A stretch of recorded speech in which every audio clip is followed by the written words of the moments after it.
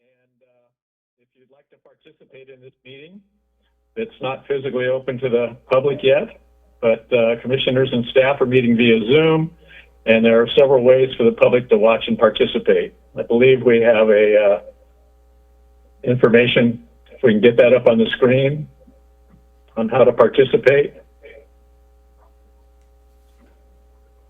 I'm not seeing it. Sean? There we go.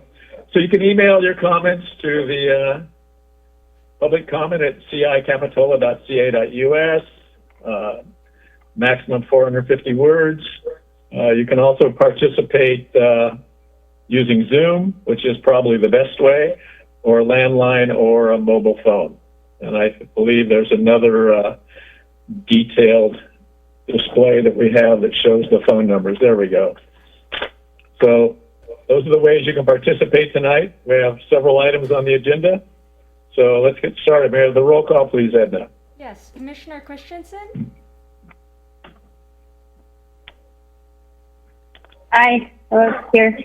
Commissioner Newman? Here. Commissioner Westman? Here. Commissioner Wilk? Here. And Chair Ruth? Here. Thank you. And our first item of vote tonight, we also have the Pledge of Allegiance. Almost forgot. So if everybody will please stand for the Pledge of Allegiance. I pledge allegiance to the flag of the United States of America and to the republic which stands one nation under God, indivisible, with liberty and justice for all.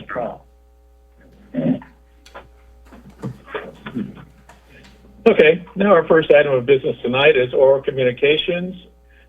Katie, do we have any additions or deletions to the agenda tonight? So we do have, we received additional public comment regarding 106 Sacramento that came in later, right before the meeting. We sent this to your email, but we also will have that available. If you did not receive it, we can do a read aloud during that item if you'd like. And there was another public comment that was sent in at 1:30 today regarding the application on 47th Avenue, item 4D, 1485 47th Avenue, from resident Ron Burke. And those are the two new communications that came in today. Thank you. Okay. Thank you, Katie. Our next item is public comment.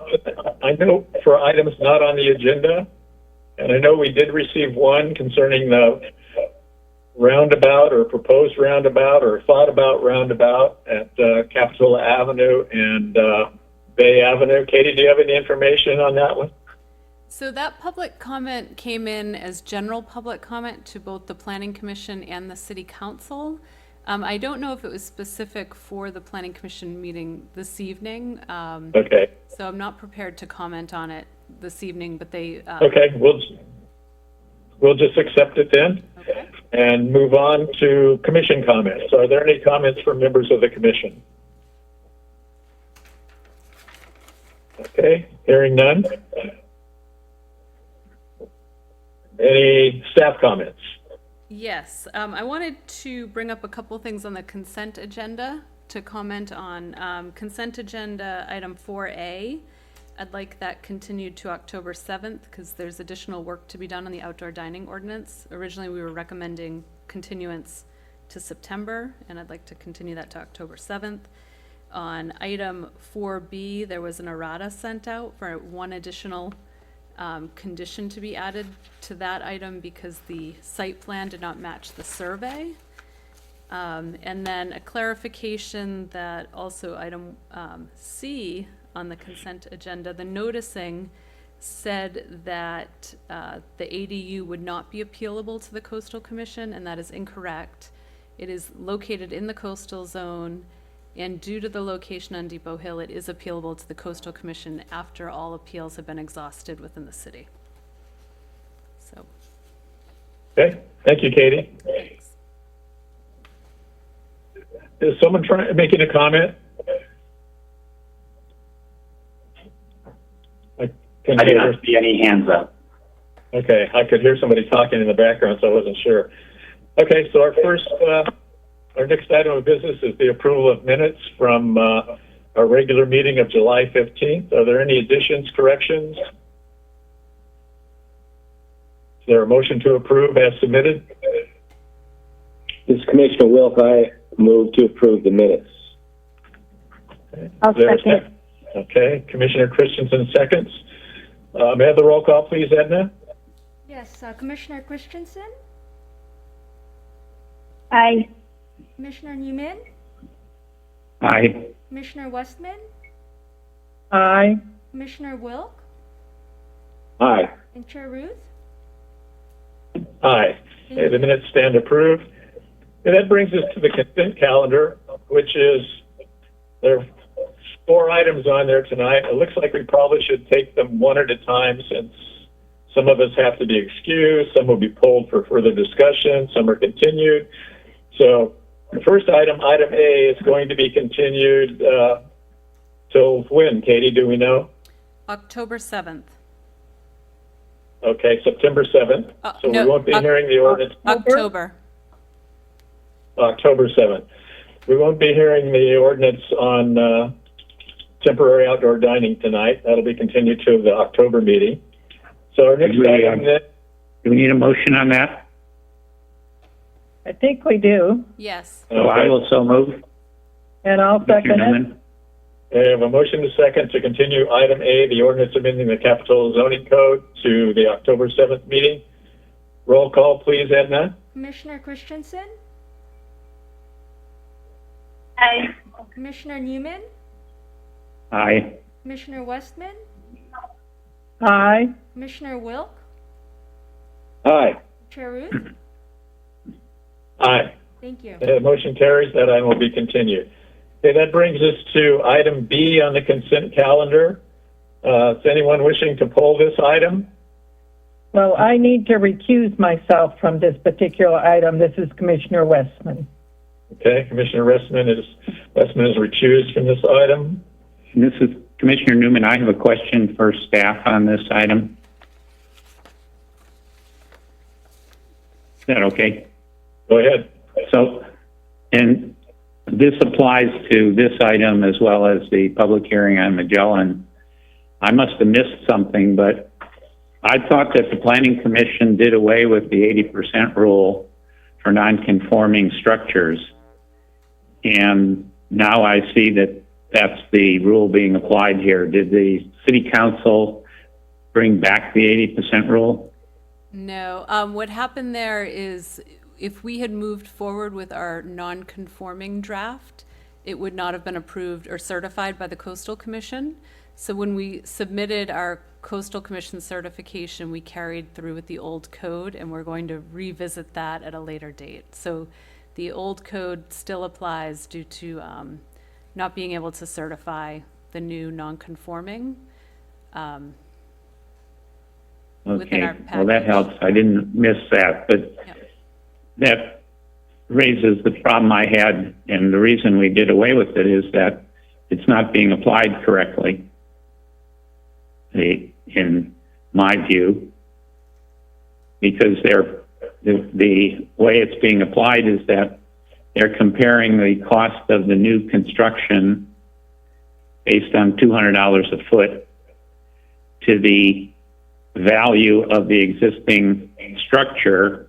It's supposed to be its present value, and they're using the same $200 a foot. And if you take, for example, the building on 47th that we're going to deal with later in the agenda, if they were making a non-conforming addition, would it be reasonable to say that that structure has a present value of $200 a foot?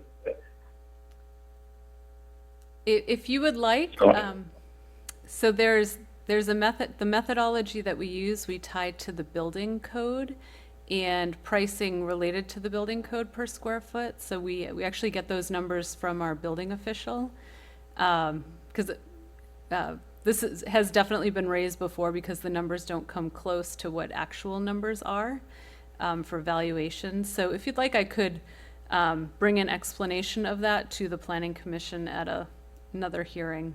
It's not just it's not just the cost per square foot of new construction, which comes from the building code, but it's the fact that the ordinance says the present value of the existing building, which is not something you can get from the formula in the building code for new construction.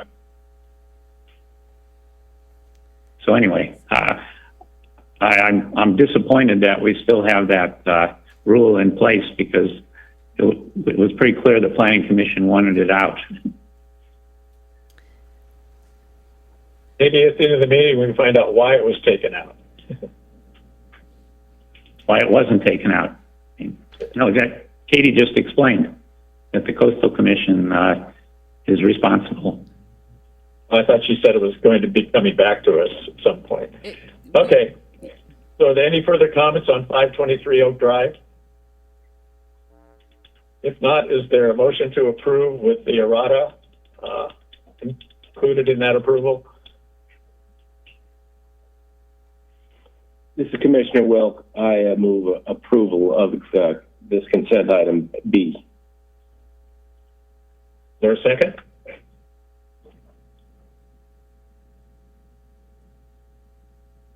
Do we have a second? Okay, the chair will second the motion. We have the roll call, please, Edna. Commissioner Christensen,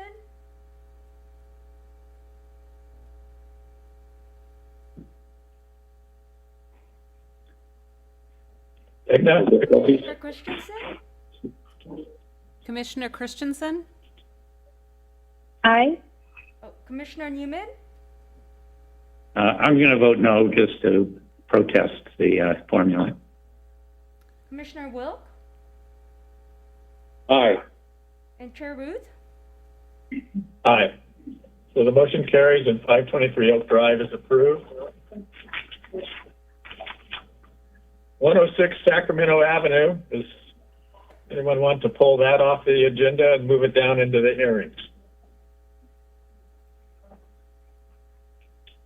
We do have some public comments on that, so I think it'd probably be best if we moved it down into public hearings at this time. Any objections to that? No. Okay.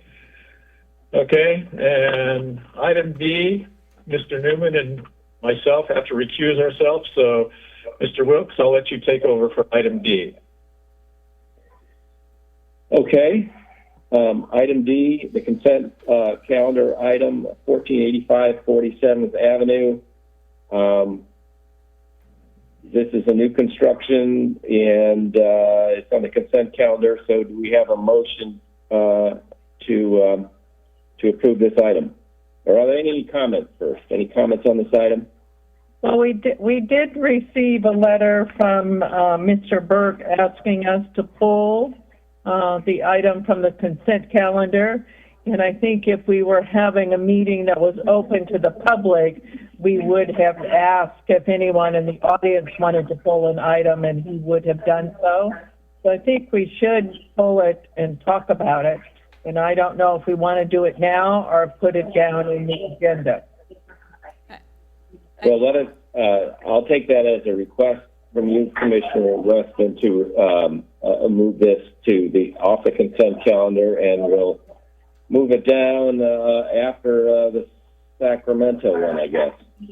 Okay, thank you. Okay, so now I can give it back to Chairman Ruth. Okay, thank you, Mr. Wilkes. Okay, this brings us to our public hearings tonight. And our first public hearing is for a design permit for a second-story addition to a non-conforming single-family residence at 208 Magellan Street. May I have the presentation, please? Point of order. Didn't we agree that we were going to take the consent items first before we went into public hearings? That's what I thought, but you suggested we move that to item C. Oh, I thought we were moving after Sacramento, which would be item C on the consent calendar. So don't we have? I thought we had Sacramento on the public agenda, followed by 47th Street on the public agenda, and then we would take those in that order. Okay, if that's, yeah, I thought you moved item D, suggested to go to item C under public hearings. That's what I heard you say. So So let's take item C from the consent calendar first then. This is 106 Sacramento Avenue. And here the staff report on this, please. Thank you, and good evening, Commissioners and Chair Ruth. I'd like to also note, I was going to note it on the Oak Drive project, but all the applications tonight, including this one, have been reviewed under the new code. I thought that was important to note as we transition still. Without ado, the applicant is proposing to construct a new 1,183 square foot detached accessory dwelling unit, or ADU, located at 106 Sacramento Avenue. The proposed ADU is a detached two-story structure. And new construction ADUs that are 2 stories or are constructed on the second story of an existing structure require a design permit and planning commission approval. This is the existing residence and property as it appears today. Ongoing work can be seen on the primary structure, which is a part of an active building permit. The existing residence at 106 Sacramento is a 1-story single-family residence. The lot is located in the Depot Hill neighborhood along the coastal bluff and is surrounded by 1- and 2-story single-family residences.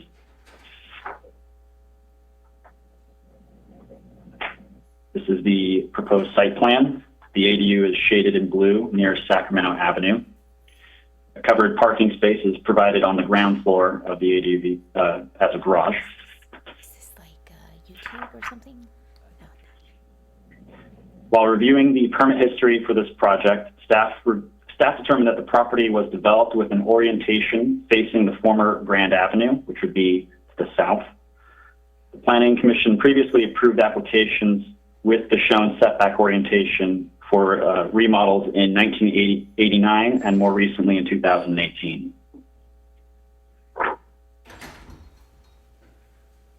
Setbacks for new construction ADUs are generally less restrictive than primary dwellings and other accessory structures. Minimum rear and side setbacks are 4 feet, which apply to the first and second stories on both regular and corner lots.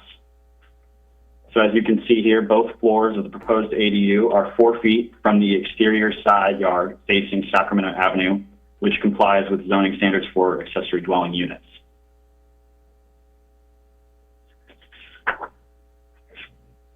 Property is located along the coastal bluff and must also comply with the setback for geologic hazards.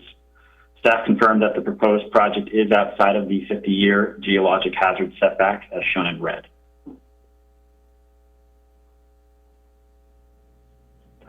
These are the proposed floor plans. The ADU is, as I mentioned before, 1,182 square feet, which complies with the maximum allowed size of 1,200 square feet for detached ADUs.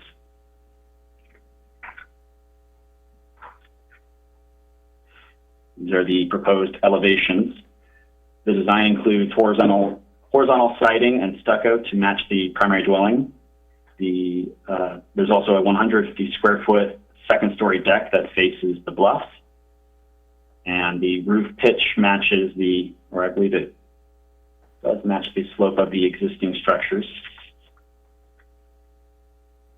And here is the proposed landscape plan, which includes numerous olive trees along Sacramento Avenue, both adjacent to and within the public right-of-way, as you can see towards the north, immediately adjacent to the ADU.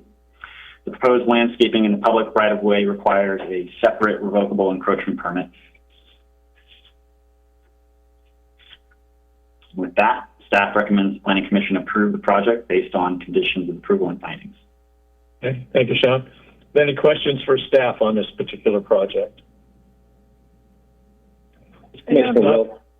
Go ahead, Mr. Wilkes. Commissioner Wilk, yeah, I have a question about the view shed. I believe we're going to hear from the public, but wasn't that addressed in the comments that this is or is not affecting the public view of the coastline? Did you address that? I can, Director Hurley, he may want to respond to this. Okay, in our local coastal plan, we have viewpoints that are identified. The viewpoint at the end of the street at Sacramento is a protected viewpoint at the end of the street. Views from residents adjacent to this property are not protected. So it's really the public view is protected at the end of Sacramento. The ADU is set, I think, 74 feet back from the bluff, and therefore we could not make findings that the ADU is in conflict with that public viewpoint. So these additional olive trees would not affect the view from the end of Sacramento Avenue?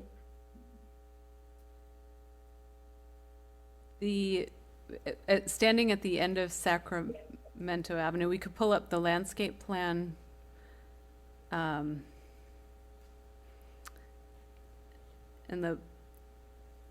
if the Planning Commission wanted to make findings towards the end of these olive trees, thinking they're too large, but really when you're standing at the end of Sacramento looking out, I think you have your view of the ocean is maintained. I just recall we had a complaint on a different piece of property where they were complaining about a hedge that was 4 feet high, and they complained that it obstructed their view, and we concluded that it did not. These obviously will be larger than that. I guess I don't have a problem with it. I haven't really visited the property recently to get a more of a sense of it, but I was just curious of staff's opinion as to whether or not it was affecting the view shed. And I thought that was addressed in the staff report, but maybe I'm mistaken. Okay. Thank you, Mr. Wilk. Yeah, the public comment we have from the neighbor, I think he references a Southern California city that probably has an ordinance that protects the view shed for residents, but we don't have that here. So let's open it to the public for a few minutes. See if anyone comment? This is Commissioner Westman. Commissioner Westman? Yes. First, I would like to thank the staff because I asked them a lot of questions about the setback on this property, and they got back to me quite quickly and were very helpful. But I do agree with Commissioner Wilk about the 2 olive trees that are going to be planted in the public right-of-way. I think there is a potential for those to block some of the view when you're looking down the street. So I would request, since there has to be a separate encroachment permit for that, that there be some language included that if the trees do start to significantly block the view, that we have the opportunity to ask them to remove them.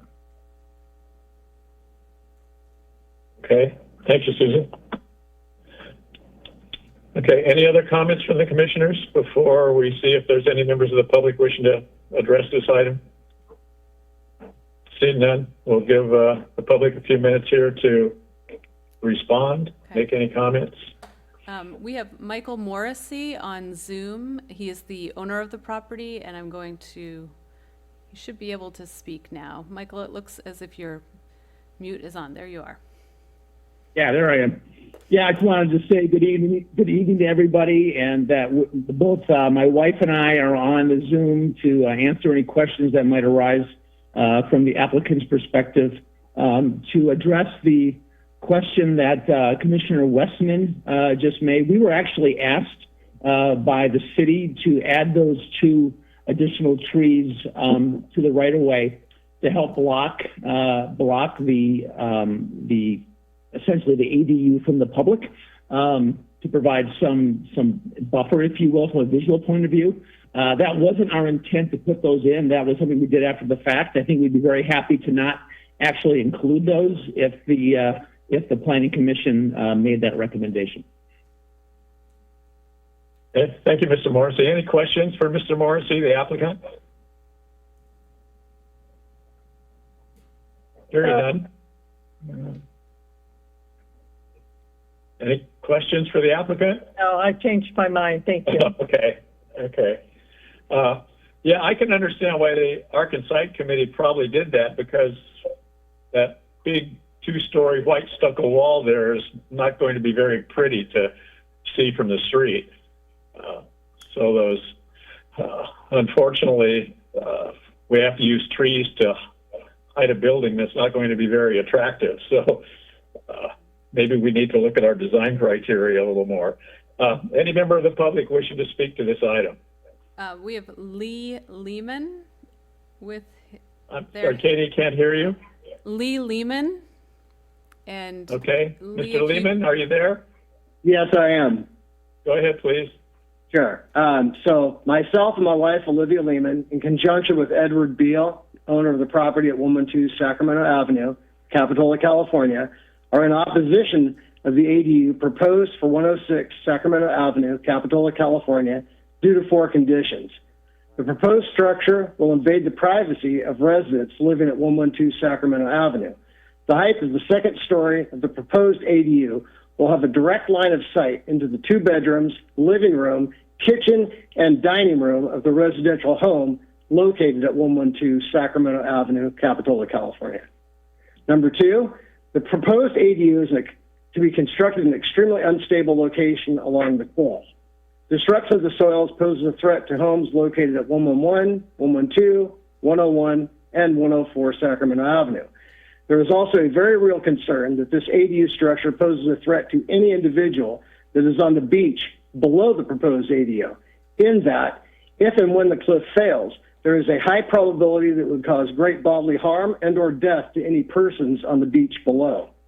Number 3, this area of the cliff where the ADU is proposed recently failed, allowing an area 23 feet by 6 feet by 11 feet to dislodge, causing an estimated 56 cubic yards of cliffside to disengage from the cliff face and crash onto the beach below. The geological survey conducted by the owners of 106 Sacramento Avenue is, in reality, a best-case scenario and is in no way an accurate description of the immediate area. Number 4, furthermore, the proposed ADU at 106 Sacramento Avenue will eliminate all views of Monterey Bay that currently and have existed since 1958 from the kitchen, dining room, and 2 bedrooms of the residents located at 112 Sacramento Avenue, Capitola, California. 2 weeks ago, my wife and I observed humpback whales breaching just outside the kelp line in front of our home. If this ADU is allowed to be constructed, never again will we be able to witness such a spectacular event from our home. I trust that the City of Capitola Planning Department will consider these statements and not allow the construction of a completely unnecessary ADU at the proposed site located at 106 Sacramento Avenue, Capitola, California. Thank you all. Thank you, Mr. Lehman. Are there any other members of the public out there that wish to speak on this item?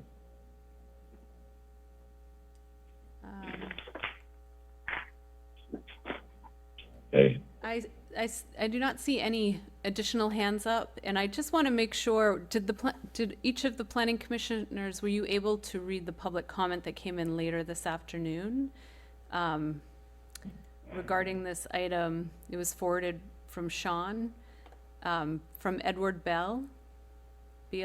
Yeah. Yes. Yes. Wasn't that the same comment we got from him earlier? Slightly different. Slightly different? Okay. Different.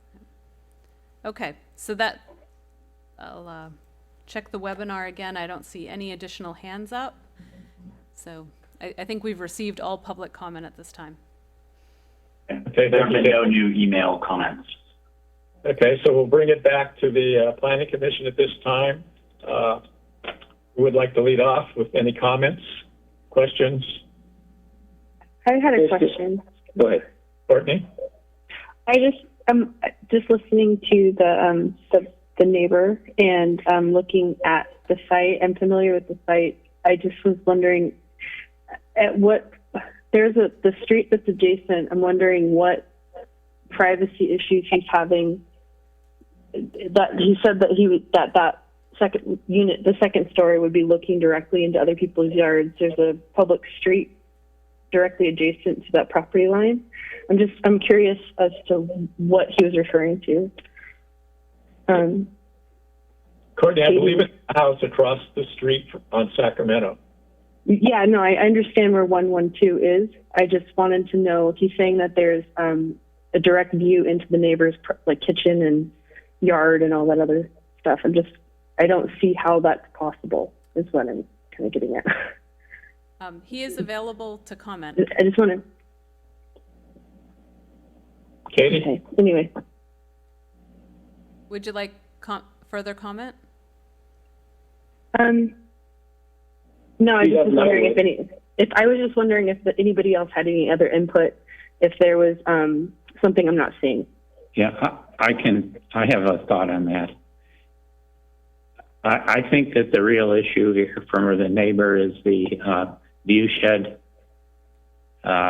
His letter, Mr. Beal's letter, was very passionate about that, and we can appreciate his feelings in that regard, but it has always been the policy in the 15 years I've been on the Planning Commission, and Commissioner Ruth probably has more history of this, that we have never refused a development that complies with development standards because it affects the view of the ocean view of an adjoining property. Yeah. Well, I think that's what's behind all the other points. Right. Yeah. Otherwise, I'd have an ocean view house. You would too. So any other comments from any commissioners on this? This is Commissioner Westman. I agree with Commissioner Newman's comments. If the rules had not been changed, which they have been regarding the ADUs, there would normally be a 10-foot setback along this side property line. But with the new requirements that we have from the state to allow these kinds of ADU units, we have a situation here where you have a project that conforms to our new standards, and I appreciate their concern about their views, but I don't see that we really have any recourse other than to approve the project since it does conform. Thank you, Susan. Commissioner Wilk, I have a bunch of questions. Go ahead. Based on all the things I just heard, that just brings up a whole bunch of questions. First of all, can I look at that landscape plan again? Because I'm not sure which trees we were talking about. So the trees I thought that would be affecting the view shed would be the ones at the bottom of the stream. But I think everybody else is talking about the trees right on the street. So I'm not sure whether to, I don't care about removing those. It was the ones on the end I was kind of worried about. And I thought maybe that's what Commissioner Westman was also referring to, were the ones on the bottom, or the ones closest to the ocean. Is that your concern, Commissioner Westman? Yeah, my concern was that the view shed is looking down Sacramento Avenue, the way it's worded in our local coastal plan. So I was concerned about the two trees that were going to be in the right-of-way next to the unit, because potentially if they got large, they could block the view looking down Sacramento Avenue. Oh, I see. Okay. I was thinking instead of if you walked all the way down to the end of Sacramento Avenue, wanted to look right and left. If you looked left, you wouldn't, those olive trees on the end would block your view. Okay, we're talking about two different things then. Yes. In any case, I don't object to the olive trees, but I would approve or agree with your amendment should you choose to provide it. I'm also curious about the privacy line of sight of the ADU. That would be looking through the olive trees across the street into a neighboring house. Is that what we're all agreeing?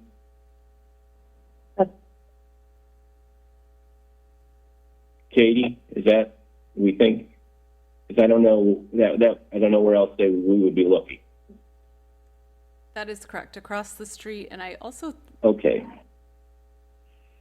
So I just don't see that's a real issue since it's across the street and the trees would be eventually blocking it.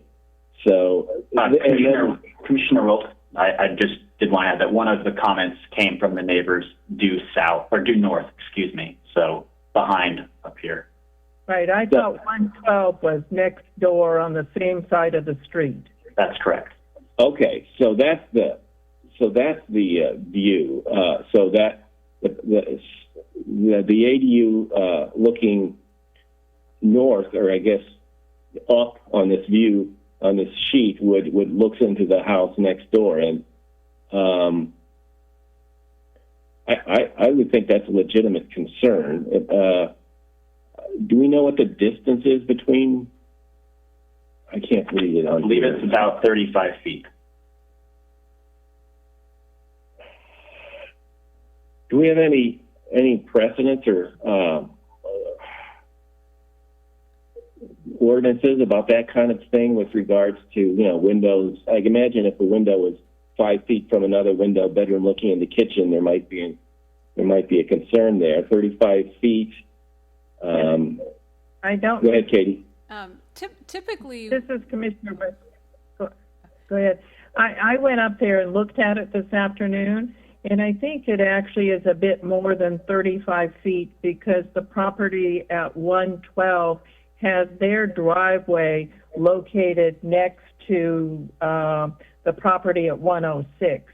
So you're really probably talking about more 40 or 45 feet away from where their residence is and where this ADU is going to be located. Okay, so that doesn't sound that overbearing or imposing. and Thank you.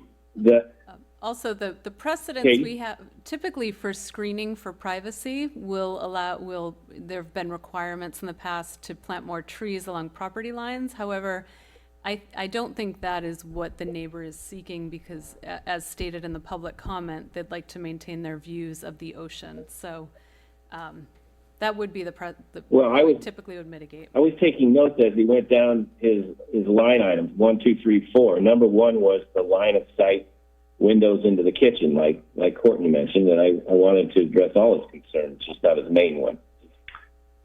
This is Planner Santo again. I wanted to note that one of the objective design standards for full standard reviews of ADUs is in regards to privacy impacts. So letter B is privacy impacts. And some of the examples our code gives for mitigating privacy impacts is clear story windows or high elevated windows that don't provide view egress, as well as opaque windows and fencing. And as Director Hurley had mentioned in the past, the Planning Commission has approved other view obstructions or privacy considerations. But the code typically does specify when the structure, the ADU, is close to a property line that has an adjacent residence or residential use next door, which this is typically further than the code would require some sort of mitigation for.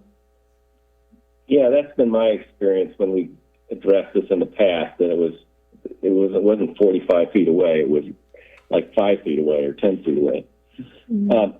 My next item was item 2, which is the soil instability and then the beach collapse. Now, you've got that red line there, right, on it, which shows that it is beyond the concern, at least according to our studies, beyond the danger of it falling into the ocean, so to speak. Is that how I interpret that red line? That's correct. Okay. And then 3. Okay, I guess those are all my questions and comments. I don't have a real big issue with this application. Thank you. Thank you, Mr. Wilk. Any additional comments from the commission? I have one. I think the concerns that have surfaced, perhaps some of them could have been alleviated through the Arc and Site Committee working on the design in conjunction with the property owner. It concerns me that we have to shield the 2-story height along Sacramento Avenue with trees, basically because of the design of the building. And for that reason, I think our Arc and Site Committee needs to take a tougher look at design on these things. And this one just kind of leaves me cold, and that's where I stand on this one. I completely agree with you, Commissioner Ruth. Thank you, Courtney. Any other comments? Okay, is there a motion to approve or deny the application?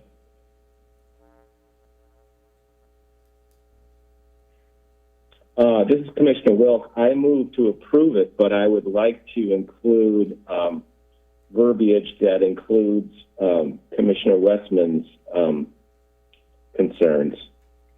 And maybe she could restate those. Yeah, my condition would be that when the encroachment permit is issued for the olive trees going in the street, that there be a provision that we can require them to be removed if they become a visual problem for the looking down Sacramento Avenue. And I'll second the motion with that. Okay, we have a motion and a second to approve with the additional condition on the olive trees. May I have the roll call, please, Edna? Commissioner Christensen, Commissioner Christensen, Oh, aye. Commissioner Newman, Aye. Commissioner Westman, Aye. Commissioner Wilk, Aye. and Chair Ruth. No. Okay, motion carries on a 4-to-1 vote.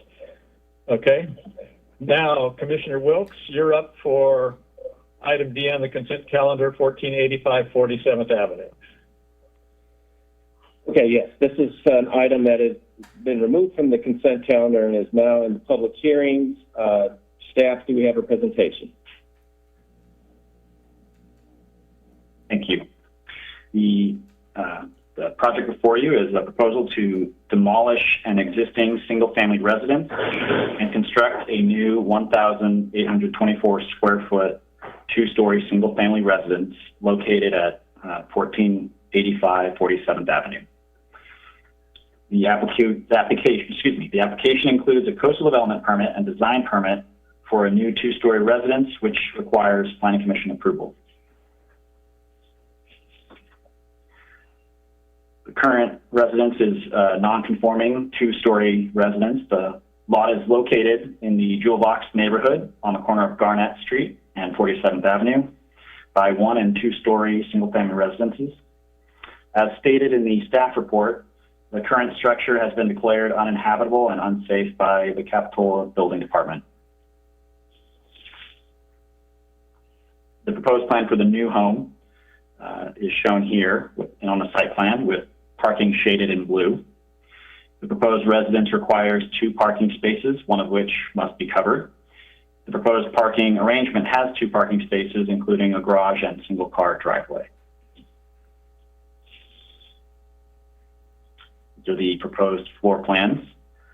The new residence, as I mentioned before, is 1,824 square feet for a maximum floor area ratio of 57%. And the proposed elevations. The design of the 2-story residence includes stucco siding, wood trim along windows and doors, and open gable roofs with composition shingle. A narrow covered porch spans most of the exterior side facing 47th Avenue.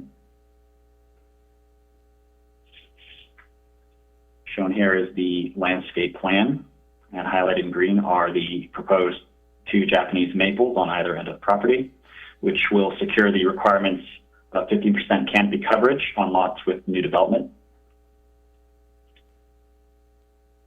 With that, staff recommends the Planning Commission approve the project based on the conditions of approval and findings. Thank you, Sean. Are there any questions of staff? Hearing none, let's open this up to public comment. Do we have any public comments on this item? we have resident Ron Burke. And Ron? Yes, hello, Commissioners. Can you hear me? We can. Yes. Excellent, thank you. Good evening, Commissioners. Thank you for allowing me to speak. First, I want to say, myself, as well as a number of neighbors, we are so happy to see this house being developed. It's come a long way from its origin. It's what has been called the Pendy Pen. It's one of the few houses that are left that has a name before Capitola had street numbers. So it's got a history to it. And the design, I sense, since the neighbors have spoken with and shown the plans, it has a little bit of elegance. It's very nice. We really appreciate both Mr. Hoffaker, the designer, and Mr. and Mrs. Harwood, the owners, and what they're doing here. Just a kind of a roundabout comment from my position where you sit, or you kind of sit, you might say, if you're in City Hall. There are increasingly standards being driven in the state of California. Things have to be objective in nature and not so much subjective. Subjective doesn't hold as much weight, but you know as well as I do, we just want to make sure we do the right things. In speaking with a number of neighbors in the neighborhood over the last several years, there's just been notice that there's some things we're squeaking by that just don't quite seem to fit.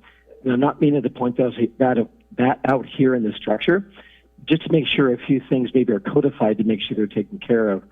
I'm completely sensing that the owner and the designer want to do the right things for the community, but just to make sure, because some things have come by that maybe weren't conditioned or whatever is appropriate. So I have a small list there. 3 of these things are very small. The first one's wood trimmer on the windows and a recent plan submitted. There's the note on the middle. These are all, by the way, on sheet A4, page 88 of your packet. There's mention in the very middle, there's a text block there about the option about having wood or not having wood. I just want to point out, as worst case, I'm sure this is not going to happen, but if the windows happen to be vinyl windows or the skinny, cheaper ones with no wood trim and stucco up against, that's pretty much unsightly. If they happen to be the larger format size, like Milgard has when they call classic, that's wonderful. But just to give a little stature, it's not in the plans. Hopefully that's going to be the case. Number 2, the front post size. There's several posts across the front, just to make sure they're of large enough format. I'm assuming they're going to be larger size to match the boldness of the structure, but just to make sure. Number 3, light fixtures. This has been a problem. A number of neighbors have remarked both the existing structures retrofitted as well as brand new structures with lighting that is emanating more outward than downward. And being in a highly dense community, we want to make sure that the lighting is appropriate and more downward, not obtrusive to neighbors, even walkers by. We have one down the street here. It's a block away from us across the street. It can be pretty blinding at night down the street. It can be that so. And lastly, number 4, this is a more moderate one. This applies to both the east and north elevations, the 2 street elevations, with plain stucco and having collinear between the first and second floor with no articulation. Just a little concern, and I and a few neighbors have expressed about maybe there's something could be done to break up that collinear lineage top to bottom, since it's all stucco especially. If it was a siding or a lap siding or what have you, that'd be different, but the stucco, I think it just doesn't seem to come across that fits as much in the neighborhood. Everything else, wonderful structure. I think they've done a great job, and I look forward to having a cool drink sometime with the new owner. Those are my comments. Thank you. Thank you, Mr. Burke. Are there any other comments? Katie? Let me see. Hello? Yes, sorry, I'm checking. Yes, we have one more hand up. John, you may speak.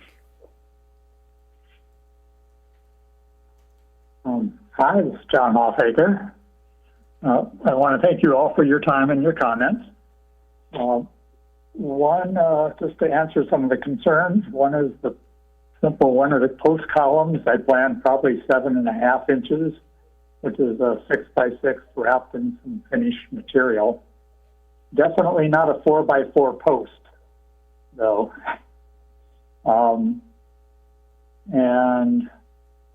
Let's see, an articulation on the north side.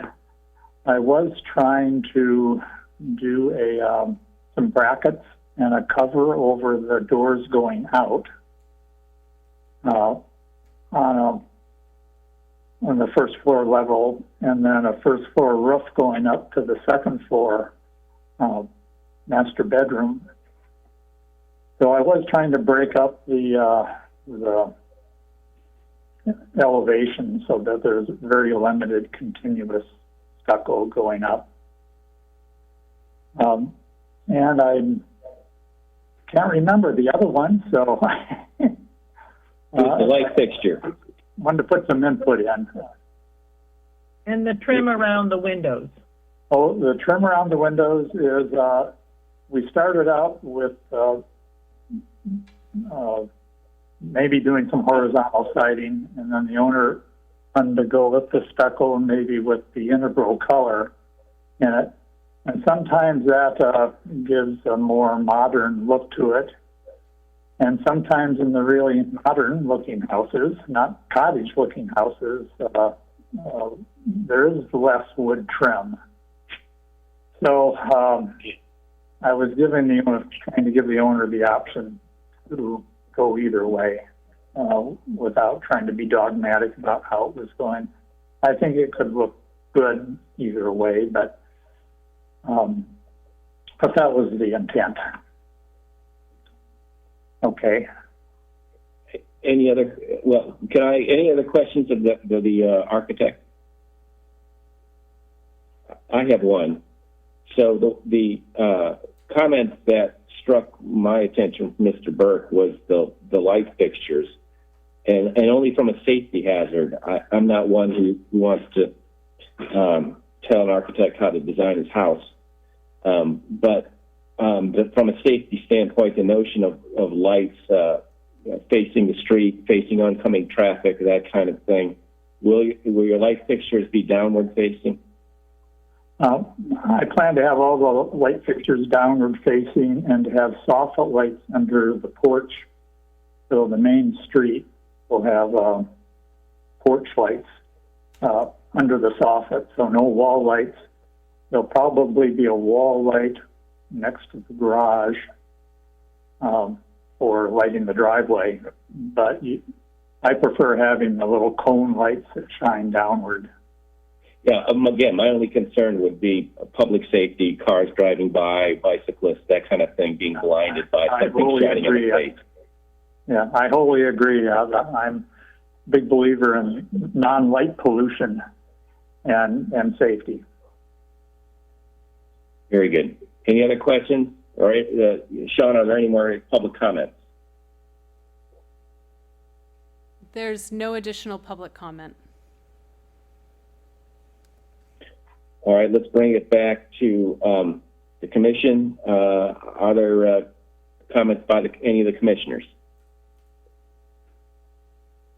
I'd like to say that this is Commissioner Christensen. I think I'm really excited to see something go in this spot. I've seen this house every day my whole life.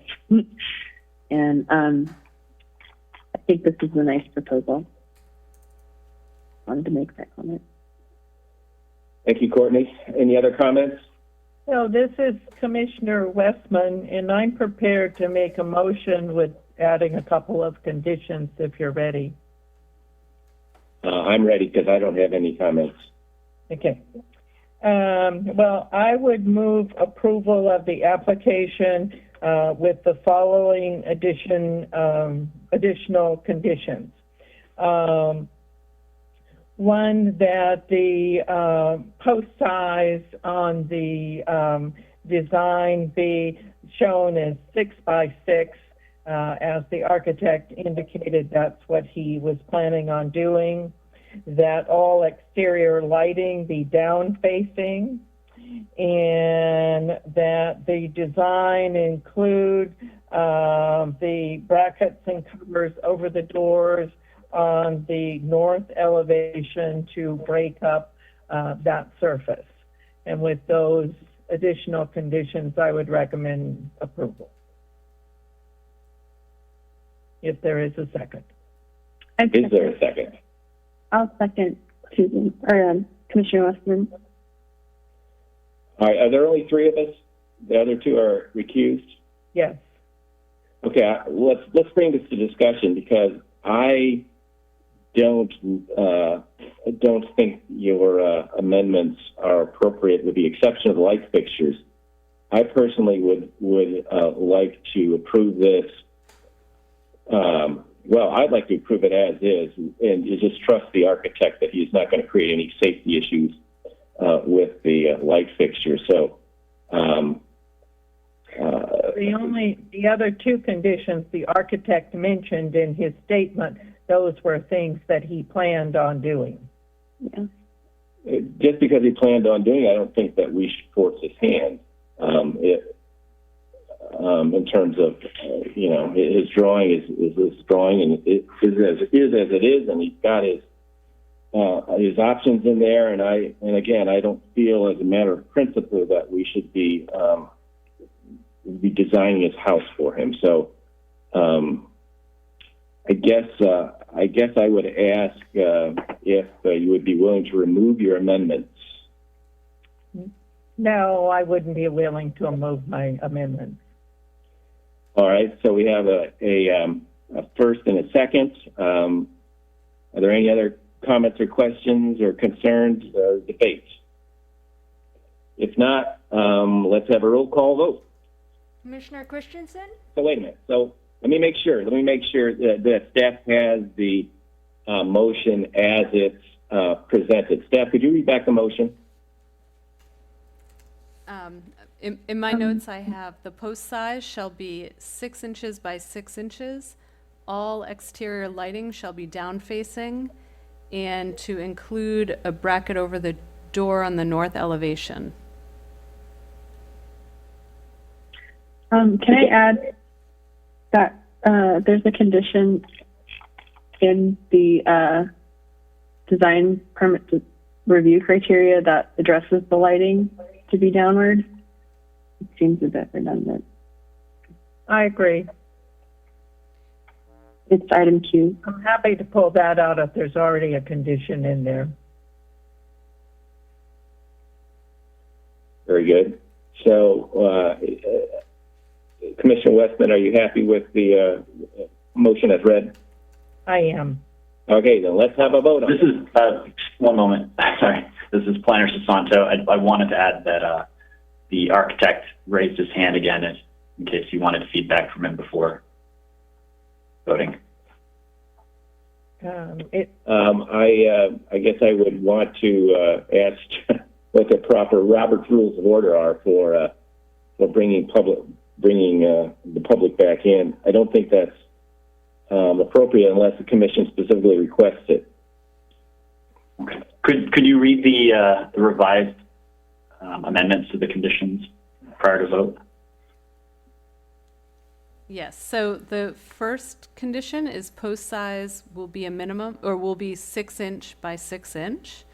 All exterior lighting will be down facing, and the design will include a bracket over the door on the north elevation.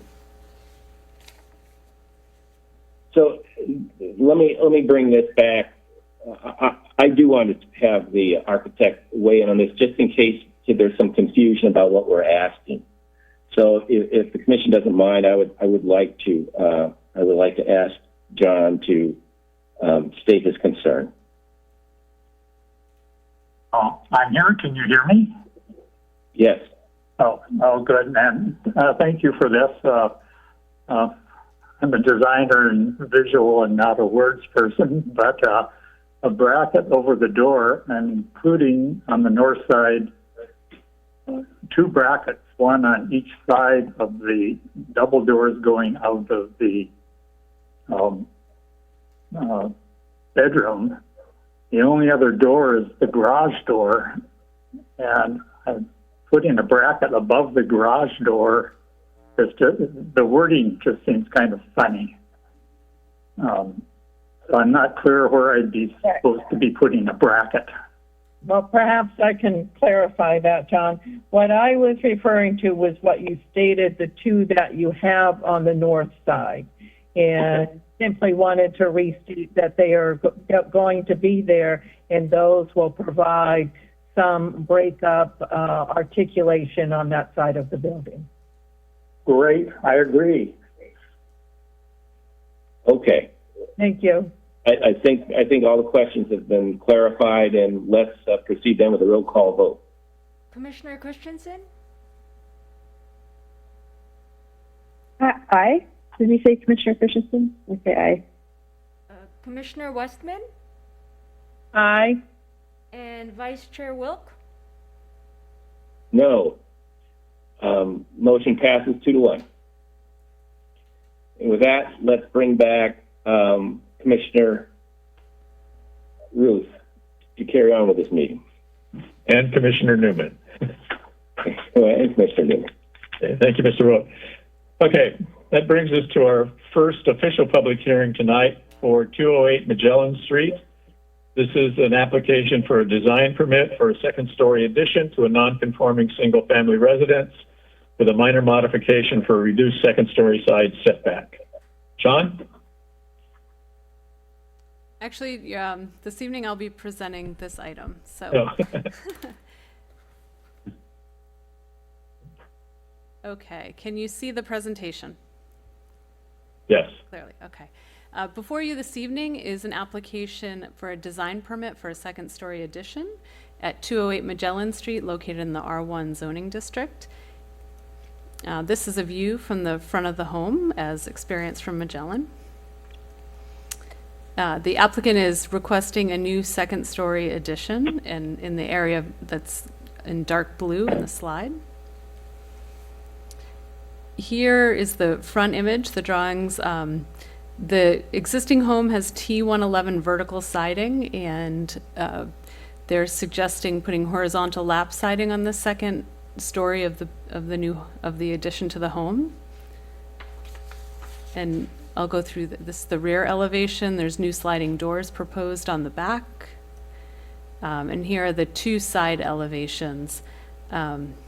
Within this application, there's a request for a minor modification. This is new within our new code, a new allowance, to allow a second story to be built at the same setback as a first story. Within a minor modification, an applicant can ask for up to 10% relief in a setback standard or a parking like the distance of a parking spot. So they're asking for the full 10% to be able to build the second story at directly above the wall plane of the first story. So the setback requirement for a second story is increased in the R1 for the second story, and on this lot, the requirement is 9 feet 10 inches. The applicant is asking permission for a minor modification to be able to build it at 8 feet 8 inches. And as you can see in this slide, the second story would be in alignment with the first story. There's a cost savings associated with placing a second story at the same location of the first story due to structural engineering and being able to carry more weight. On this slide, I've listed all of the findings to approve a minor modification. In our staff report, we've gone through each of these findings. I do want to point out that finding C is a bit similar to a variance, but the difference is that within our new finding for a minor modification, typically a variance, you have to find unique characteristics that are tied to the property. And we don't typically look at the unique characteristics tied to the structure or the use within a variance. So you have a little more flexibility within a minor modification, and I think that was what the Planning Commission was after when we put together this new allowance for minor modification. So in looking at what they're proposing with the 8 feet 8 inches that is existing on the first story, which is a larger first story setback than is typically achieved throughout that neighborhood, to ask to do the second story at the same area does not seem to have an impact on adjacent structures, and it seems to be consistent with the neighborhood. And the unique characteristic is more of the structure, the fact that it is set back further on the first floor, and so that alleviation at the first floor setback could be carried up to the second story. And approving this would be consistent with the general plan, our LCP, and our zoning district purposes. And it would not establish a precedent. Throughout that neighborhood of Cliffwood Heights, there's unique setbacks. There's actually issues with setbacks throughout that neighborhood. And typically they're too close to the lot line. So this being 8 feet, 8 inches on the first story and then to carry that up to the second story is not typical. And then there'd be no impact to our coastal resources. So in our evaluation, staff is recommending that the Planning Commission approve this project based on the conditions of approval and findings in the staff report. With that, I'm available for questions. Thank you, Katie. Are there any questions for staff? Hearing none, we'll open the public portion to comments from the public, and now's the time to speak to this item. If you have any issues, you can call in on Zoom, or there's phone numbers you can call in. Okay, I'm checking the public comment right now. There's no emails that have been received, and now I'll check the Zoom webinar, and we do not have any attendees with their hands raised. Okay, thank you, Katie. Okay, with that, then we'll close the public portion and bring it back to the commission for any comments or questions. If none, is there a motion to approve? I'd like to make a motion to. Oh, Courtney? Commissioner Christensen. I'd like to make a motion to approve. I don't have a problem or have any comment on this proposal. I think it fits with the street, the adjacent area. Thank you. Mr. Wilk will second. Okay, then we have a motion and a second. May we have the roll call, please, Edna? I have a question before we vote. Commissioner Newman. Just to clarify for my own mind, is this minor modification under the new code is the revised version of a variance in certain circumstances, correct? I mean, under the old code, it would have required a variance. Correct. We built in an allowance for up to 10%. Right. So you wouldn't have to go through the variance, and the review criteria is a little less stringent. The standards are a little more lax. Correct. Okay, thank you. Okay, we have the roll call, please. Commissioner Christensen, Aye. Commissioner Newman, Aye. Commissioner Westman, Aye. Commissioner Wilk, Aye. and Chair Ruth. Aye. Thank you. Motion carries, and 208 Magellan Avenue is approved, Magellan Street. Okay, that brings us to our last public hearing tonight, which is 1855 41st Avenue. These are the food truck vendors that have been allowed to locate at the mall. Katie? Okay, I'm pulling up my slides again. Oh,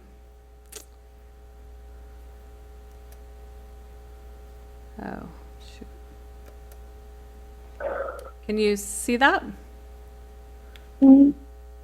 Yes. Okay. So this, you'll recall, last February, the Planning Commission approved a conditional use permit for mobile food vendors at the mall. Within that approval, the Planning Commission approved multiple sites on the mall, as well as up to 3 food vendors. The mall is located in the regional commercial zone.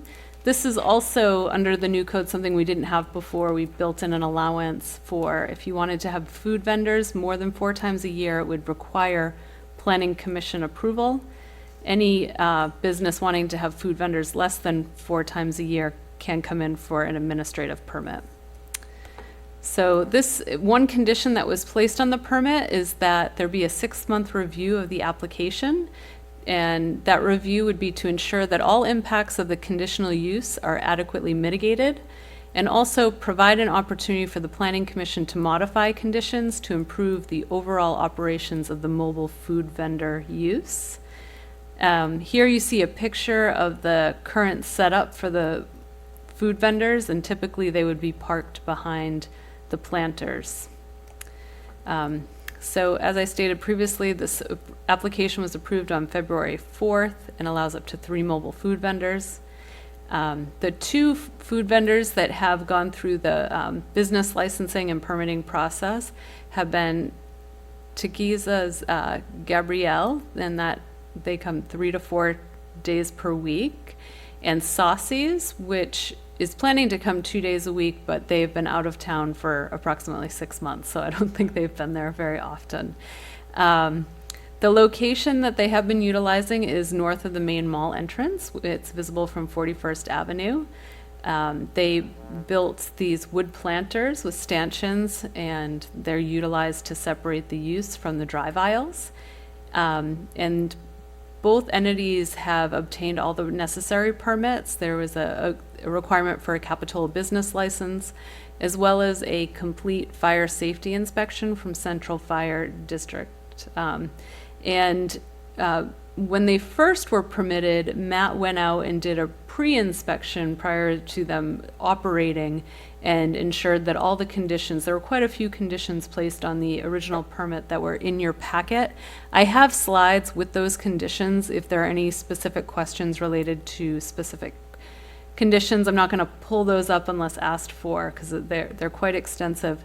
I will say, in my task of doing the update and review for the 6 months, the 3 times I've been out to the site, unfortunately, the food vendors have not been present because they're not there every day, and I think their hours are a little bit different than, I think sometimes they come in the afternoon and are not always there at lunch. So hopefully you've had a chance to see these.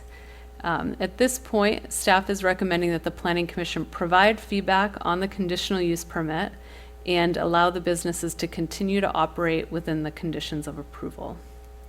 So with that, I'm available for questions, and I believe somebody is here from Merlone Geyer that can also help answer any questions. Okay. Katie, would that conditional use permit also have the 6-month requirement on there to come back to us again? If you'd like that, we could do that. I think the way the condition was written, it was only for 1 6-month. Let's see.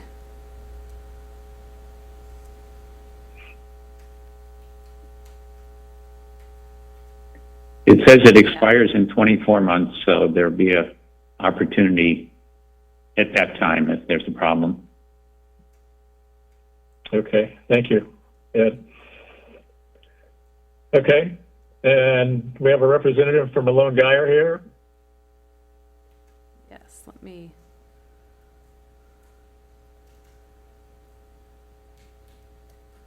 Okay, so Kate Jertberg is here, and I've just unmuted. She can now. Hi, I'm the assistant property manager with Merlone Geyer there at the mall. And we do pass these conditions on to the food truck vendors as we set up these agreements with them as well. And I'm happy to answer any questions you guys may have. Thank you, Mr. Berg. Any questions for our mall representative? Doesn't look like we have any. So okay. Thank you for your input. Thank you. Okay, so that brings us back to the commission. Comments, questions? Mr. Will. Yeah, I just wanted to point out the condition that I wanted to emphasize, which is paragraph 8.36.040, required biodegradable and compostable disposable food service ware. Specifically, I wanted to make sure that they were not adding a bunch of plastic garbage into our environment, as is not allowed by that ordinance. So I also had trouble finding a time when they were there, but I was able to get there once, and I did see that they had a recycling bin out, and the garbage bin was filled with all kinds of paperware, and I didn't see any plastics that were from the establishment. So I'm going to take that as evidence that they are in fact meeting paragraph 8.36.040 and recommend that we go ahead and extend this permit. Thank you, Mr. Wilk. Any other comments? Mr. Newman? I drive that corridor quite frequently, and I have to admit I've hardly ever, if ever, seen them there. So the impact, it's hard to say that there's been any negative impact. It's probably the charm of their operation that you never know if they'll be there or not, or when they'll be there. Not like corporate, a corporate restaurant. Anyway, I don't have any problem with the extension. The extension is for 24 months? Well, it's reviewable in 24 months. It expires in 24 months from the beginning. Sounds good. Thank you. Yeah, Mr. Newman, I drive it all the time too. I think there's been one occasion where I've seen the food truck out there, and that's it. Okay, so Katie, what is the action required tonight? Just to approve the extension of the conditional use permit? Yeah, it's just to direct staff to allow them to continue and that you have no modifications. I don't think you're really taking that I need a motion. Okay. I just need direction. Okay, is there a motion to, did you say we need a motion? I guess you can make a motion providing direction. There's no approval or denial, so just a motion. Okay. I'll make a motion that we deem their 6-month review to have been passed successfully. Is there a second? I'll second. Okay. May I have the roll call, please? Commissioner Christensen, Commissioner Christensen? Aye. Commissioner Newman, Aye. Commissioner Westman, Aye. Commissioner Wilk, Aye. and Chair Ruth. Aye. Thank So you. the motion carries, and the food trucks will continue. Brings us to item 6 tonight, director's report. Katie, do you have a report for us? I do not have a director's report this evening. We'll Okay, be. thank you. Thank you. Communications from commissioners. Mr. Newman? Yes, I sent an email with an attachment to Katie. I don't know if she got it or not, because I wasn't sure about sending it to all the commissioners with the Brown Act restrictions. And the email contained an article, which I thought was pretty well done, about the housing crisis in California. And I think it's pertinent for the commissioners to be kept informed on that. So they probably already are informed on it, because it's an issue if and when the mall redevelopment comes back to us. Did you ever get that, Katie? I did, and I will forward that out to all the planning commissioners tomorrow morning, Okay. or possibly. All right, this evening. it's good, interesting reading. I recommend it. Okay, thank you, Commissioner Newman. Any other comments? I have one. Tonight from the public, and I believe a few items from the commission, we heard concerns about the various design aspects of a couple of these projects: landscaping, privacy, articulation of design, and lighting, post size, the design feature, window treatment. It just strikes me that the Site Committee needs to be a little more concise in the job they're doing and not leave these things so open-ended for us, and address some of these issues that come up, that they can anticipate those. It just seems like we're seeing more and more issues that the Site Committee is not addressing. So I'd just like to get that in the minutes so the planning or the city council can see that. Katie? I'd like to comment on that, because our update to the zoning code actually removed the step of Site reviewing residential projects unless they're multifamily residential or commercial projects. So single-family homes, they're reviewed by. So I'm making it very clear right now that it's not going to get better when it comes to single-family homes, because we've removed the requirement for Site review by a volunteer architect. And that was part of the update to the code. So only multifamily, residential, and commercial at this point will be reviewed. And when one of those projects comes in, we actually hire a consultant to do the design review. So currently, one example is the new hotel proposal that you'll be seeing at the next hearing for their conceptual review.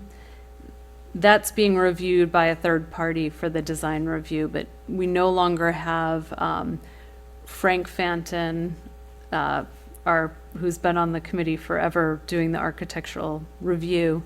But, you know, I believe that the architects and consultant we hire can still make these recommendations to the applicant in hopes that they'll put them in their plan. It just seems like a lot of those issues are coming before us. Well, single family will not be reviewed by the consultant. So it'll be staff review, being the planners, the building. Well, it's up to us. So it really is up to the planning commission when it comes to the design and the review. Okay. Okay? Well, that's good. So we can review the design, and Yep, so when we which is reference, what I've been asking for a long time. yep. Okay, thank you, Katie. I have no further comments. Anything else from the commission? So if not, we'll adjourn the meeting to our September meeting, and everyone have a good night. All right. See you all Thank then. you, you too. Meeting is adjourned. Bye. Goodbye.